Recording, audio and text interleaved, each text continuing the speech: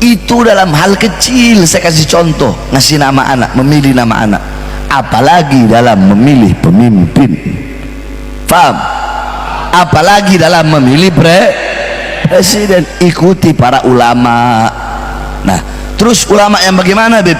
Yang saya maksudkan itu ulama yang lurus, kalian ikuti.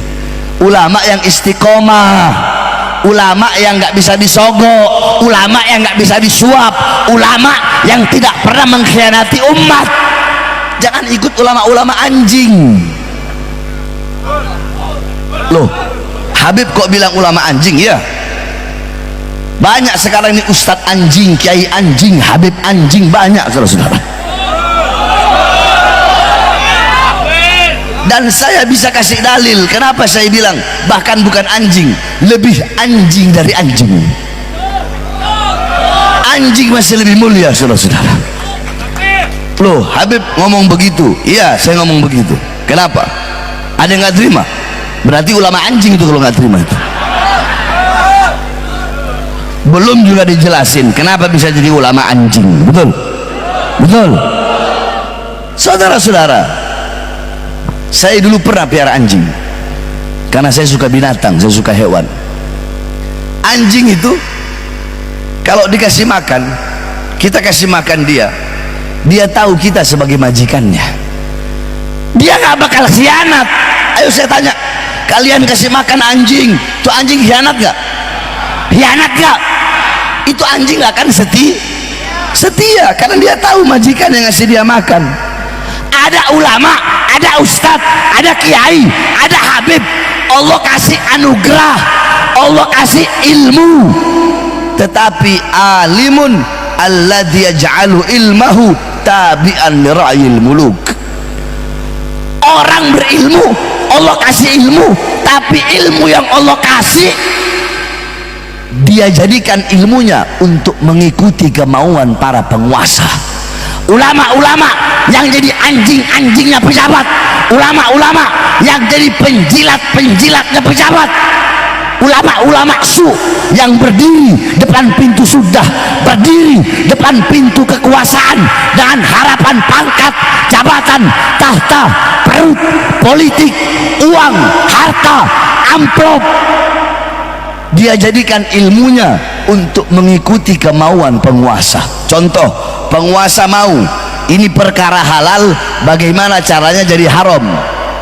Nanti di penguasa, di pejabat bilang sama ini ulama, ustadz, kiai, habib, coba ini bagaimana caranya yang halal jadi haram. Oh siap.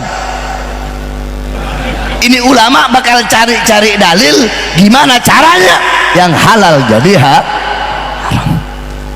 Ustadz, kiai, habib, ini hal haram, coba deh gimana caranya biar jadi halal.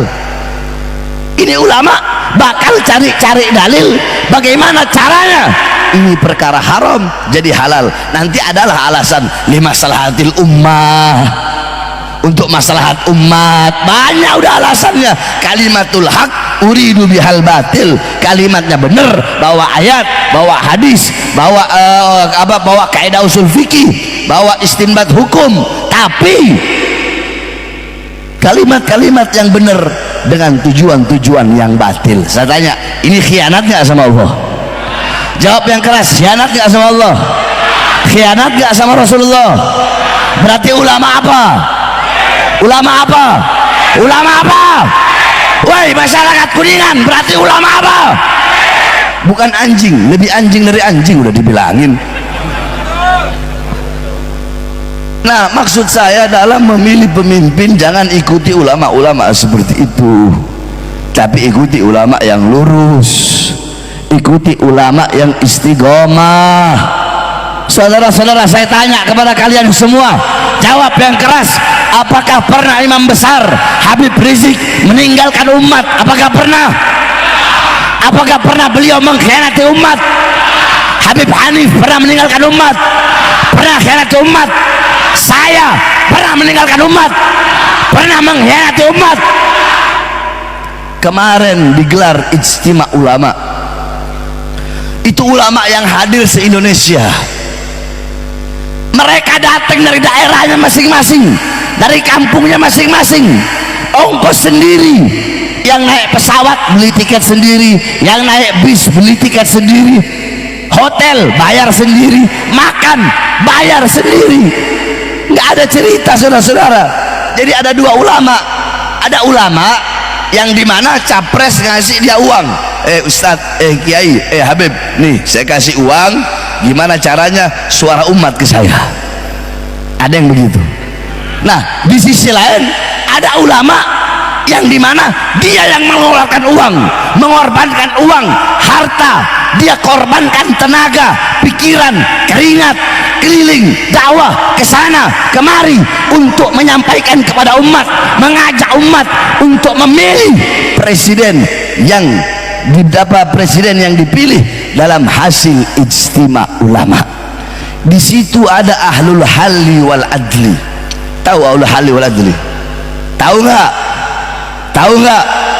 Saya nggak usah jelasin panjang kalau mau saya jelasin. Intinya ahlul halli wal adli ini mereka yang mengangkat, mereka juga yang bisa memutuskan atau membatalkan. Itu intinya, itulah. Yakni kalau dalam kitab itu dijelaskan ahlul halli wal adli du syauka wa satwa alladzina iltafan nas haulahum minal ulama war ru'asa wa wujuhun nas ila akhir, sampai akhir. Panjang penjelasannya kalau mau saya jelaskan.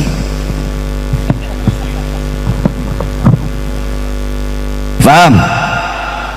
Nah, saudara-saudara, para ulama ahlul halli wal adli, andaikan ada dua pilihan capres, dua-duanya baik atau tiga-tiganya baik, mungkin nggak kita pilih tiga-tiganya? Nggak mungkin kan? Maka para ahlul halli wal adli mereka akan bermusyawarah, mengeluarkan tenaga, pikiran semua. Mereka lihat sebab akibat, mereka bakal cari tahu latar belakang apa semuanya, sehingga kalau ada tiga pilihan, tiga-tiganya baik, mereka akan memilih yang paling baik.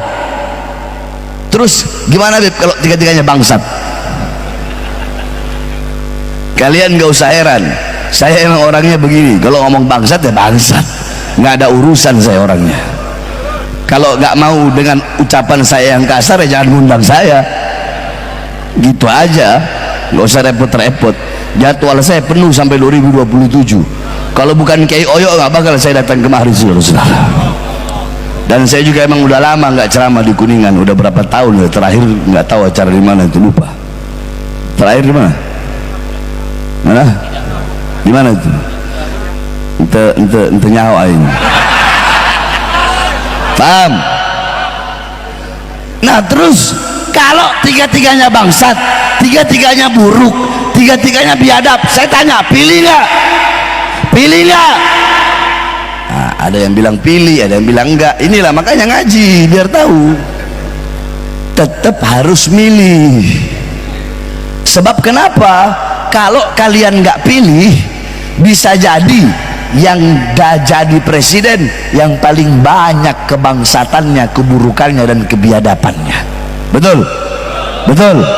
Berarti tetap harus Nah, suara-suara kalian yang akan menentukan nasib bangsa ke depan, nasib negara ke depan, nasib Indonesia ke depan berada pada suara-suara kalian.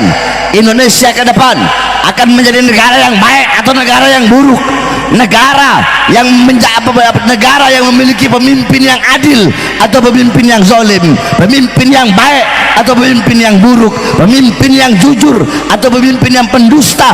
Itu semua tergantung dari suara-suara kalian, karena suara-suara kalian yang menentukan nasib negara, bangsa dan pemimpin Indonesia ke depan. Maka jangan sampai suara-suara kalian bisa dibeli oleh tangan-tangan kotor para pengkhianat-pengkhianat bangsa, saudara-saudara. Kemarin telah ditentukan dalam ijtima ulama bahwasanya beliau-beliau telah menyetujui, telah mengeluarkan bahwasanya capres yang dipilih oleh umat Islam, capres yang dikeluarkan dalam ijtima ulama adalah Anies Baswedan dan Muhaimin Iskandar, saudara-saudara.